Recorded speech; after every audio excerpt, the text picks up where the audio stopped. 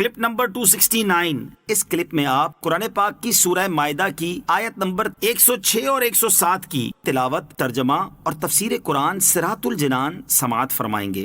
بسم اللہ الرحمن الرحیم۔ ترجمہ: اللہ کے نام سے شروع جو نہایت مہربان رحمت والا ہے۔ یا ایہا الذین آمنوا شہادت بینکم اذا حضر احدکم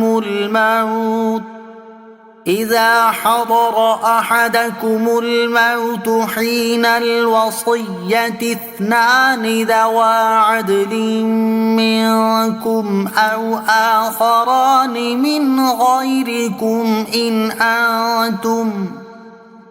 انتم ضربتم فی الارض فاصابتکم مصیبۃ الموت تحبسونهما من بعد الصلاة فيقسمان بالله إن ارتبتم لا نشتري به ثمنا ولو كان ذا قربى ولا نكتم شهادة الله إنا إذا لمن الآثمين۔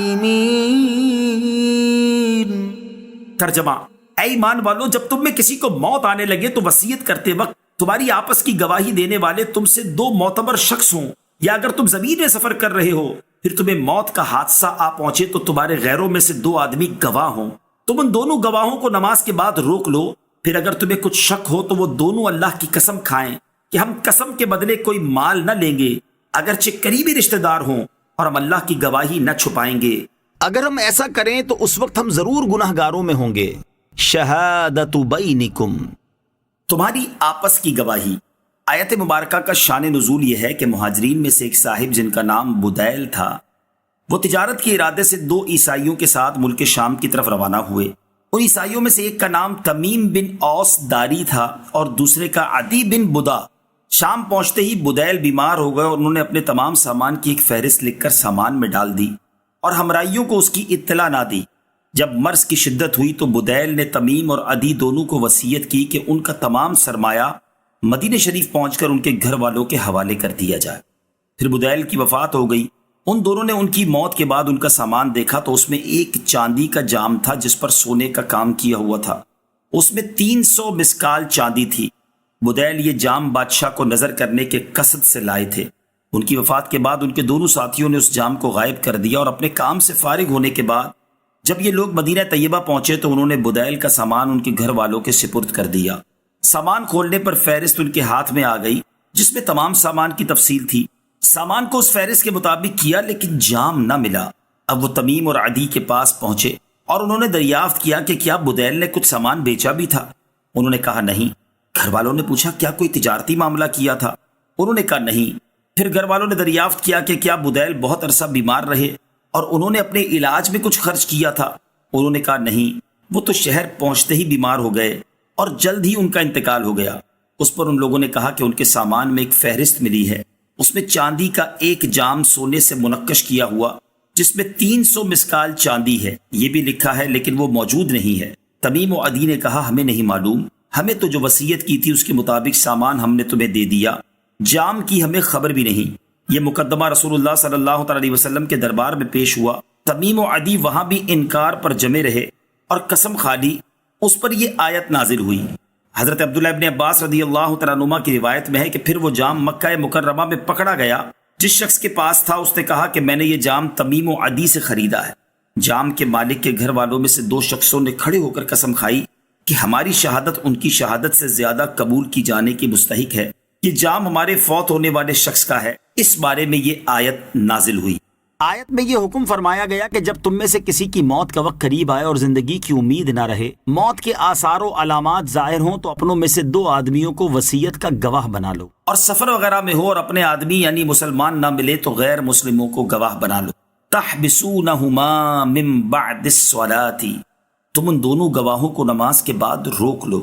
اس سے پہلے وصیت پر گواہ بنانے کا طریقہ بتایا گیا اب قرائن اور علامات کی روشنی میں گواہی میں جھوٹ کا عنصر نمایاں ہوتا نظر آئے تو اس صورت میں گواہی لینے کا طریقہ بتایا گیا کہ جب میت کے ورثاء کو وصیت کی گواہی میں شک گزرے تو وہ عصر کی نماز کے بعد گواہوں سے اس طرح گواہی لیں. دونوں گواہ یہ اقرار کرتے ہوئے اللہ عز و جل کی قسم کھائیں کہ ہم گواہی کے بدلے کسی سے کوئی مال نہ لیں گے اگرچہ وہ قریبی رشتہ دار ہی کیوں نہ ہوں، اور نہ ہم گواہی چھپائیں گے یعنی جھوٹی قسم نہ کھائیں گے، اور نہ کسی کی خاطر ایسا کریں گے. اگر ہم ایسا کریں تو اس وقت ہم ضرور گناہ گاروں میں سے ہوں گے. آیت میں نماز سے مراد عصر کی نماز ہے. سب لوگ چاہیں ان کا تعلق کسی بھی دین اور مذہب سے ہو اس وقت کی تعظیم کرتے تھے اور اس وقت میں جھوٹی قسم کھانے سے بچتے تھے. فَإِنْ عُثِرَ عَلَىٰ أَنَّهُمَا اسْتَحَقَّا إِثْمًا فَآخَرَانِ يَقُومَانِ مَقَامَهُمَا من الذين استحق عليهم الأوليان فيقسمان بالله لشهادتنا